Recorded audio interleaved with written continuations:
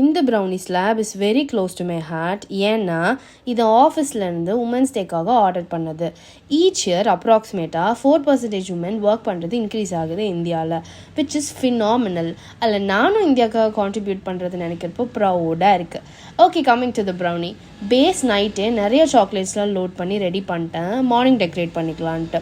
Designs எதுவும் சொல்லாதனால நானாக ஒரு ரெஃபரன்ஸ் பிரிண்டர்ஸில் பார்க்க, அப்புறம் என் இஷ்டம்க்கு நானாக ஒரு டிசைன் பண்ணேன். எதுக்கு?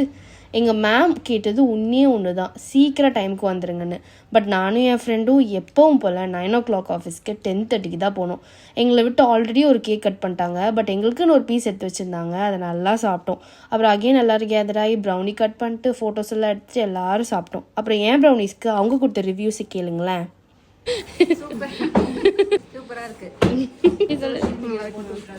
அவ்வளோதான், லாங் டே. வீட்டுக்கு வந்து ரெஸ்ட் மோட் போயிட்டேன். பபாய்.